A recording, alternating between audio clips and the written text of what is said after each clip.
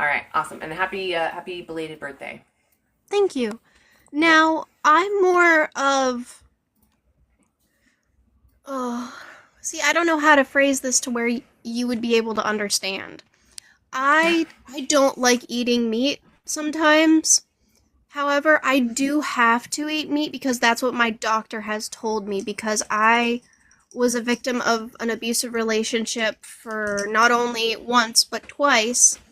And so my stomach has shrunk, and the only way for me to be able to get my weight back after all this time is to eat high protein, and it doesn't work with vegetarian foods with me. It doesn't mean that I don't like not eat vegetables or not eat meat, but I just don't eat it as much as I probably should because of my dietary restrictions set by my doctor.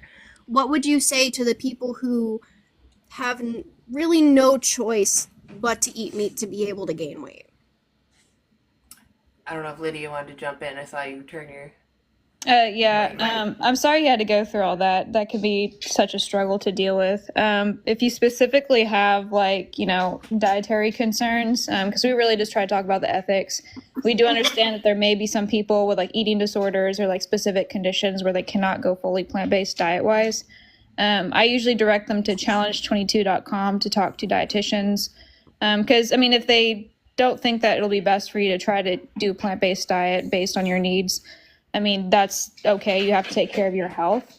But there are other things outside of diet that you can control, like using animals for entertainment, animal product testing, and so on. So, do you think Yeah, that? no, I agree. I agree with that. I agree that some of the things in our society today shouldn't be going on, especially with animals. But I do believe that if we don't, like for hunting season for deer, if we don't control that population, it will be way overturned. Like we will have way more deer than we probably should.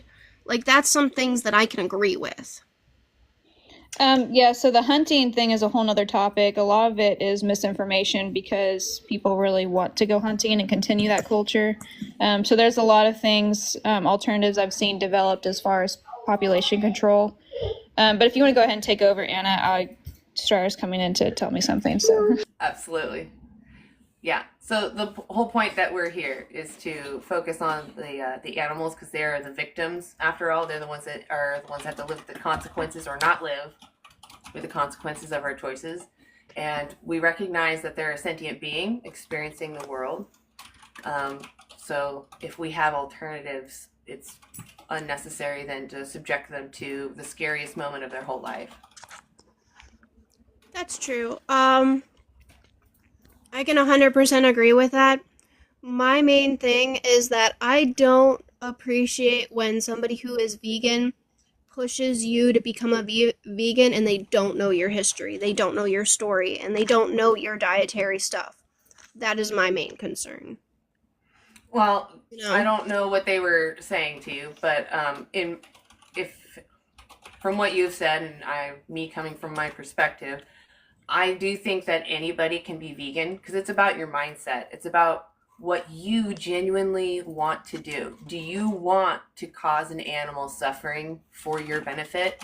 Or do you want to find some way to not do that? And someone who's vegan that maybe is for some reason necessary for them to use an animal, they will make that as temporary as possible and always try to find an alternative versus, oh, accepting that this is the way it is and never looking to make change because you still are seeing the animals as resources and that it's acceptable to use them instead of being like, wow, I don't have the choice right now. That's really upsetting. I'm going to be a squeaky wheel to get an alternative, or I'm going to always be on the lookout for an alternative.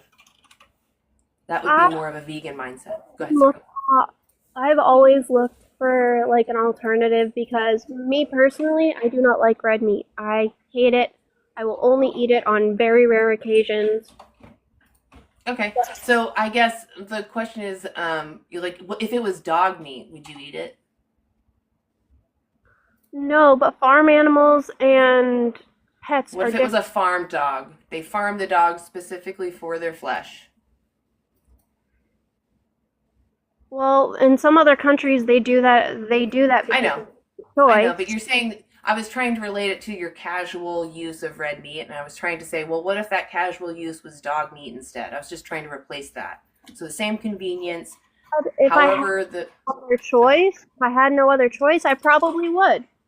so in the times that you've eaten the red meat, was there no other choice? Yes. And you were gonna starve? You hadn't eaten for a long time? Yes. Okay. Well, if you're doing it for survival, that's one thing. But if you have a choice and you're still making the choice to use them, you're seeing them as a resource. And if you're not genuinely looking for an alternative, which we gave you a resource, then, you're just paying lip service. Like you're not genuinely looking for an alternative. So would you Okay. be willing to check out Challenge 22? I definitely will take a look at it, but like I said, with my doctor and what he's So told me, doctors are not trained in nutrition. These are professionals in relating diet to health. I was getting a phone call. My medical professionals, which I do have a dietitian, he has said that I will not be able to go on a vegan diet because of how my internal organs have suffered so much damage from my abusive relationship. And not only I think you need to get a second opinion. You should go to Challenge 22 and talk to those dietitians. all right. All right, I have one more question for you. Let's say that you didn't have these tummy issues or your intestine issues, excuse me.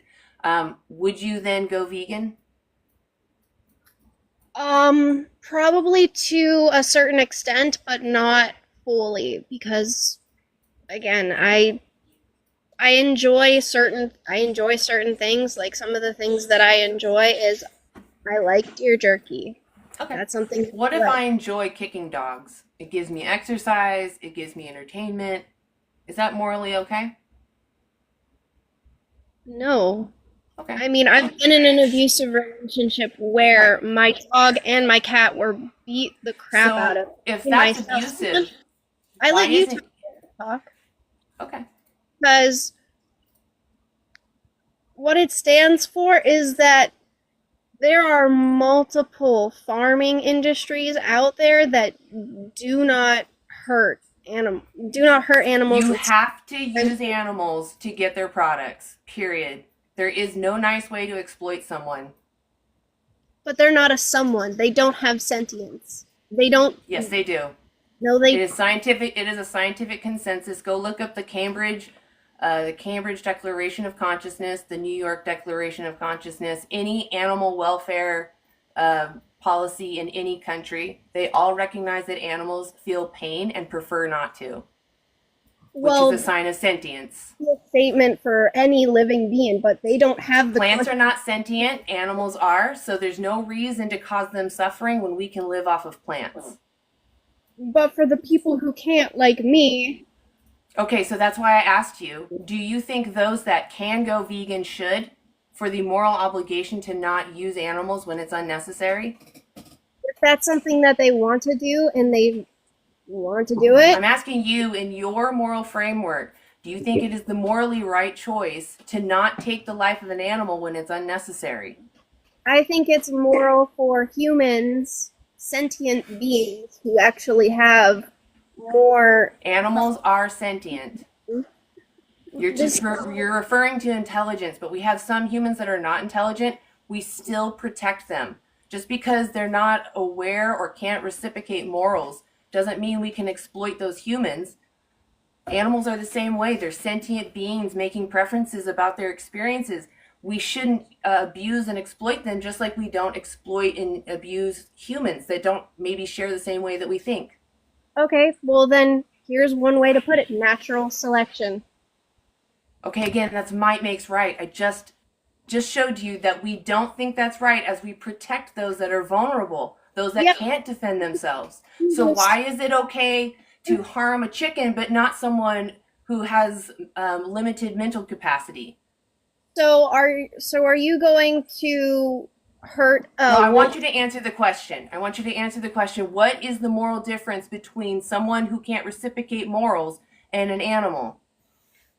What's the moral justification that I can stab one but not the other? other than the fact that they were born human?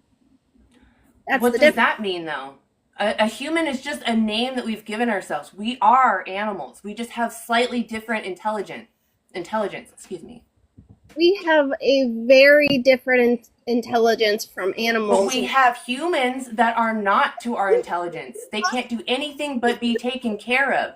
We still protect them. We find it immoral to exploit them. Do you agree?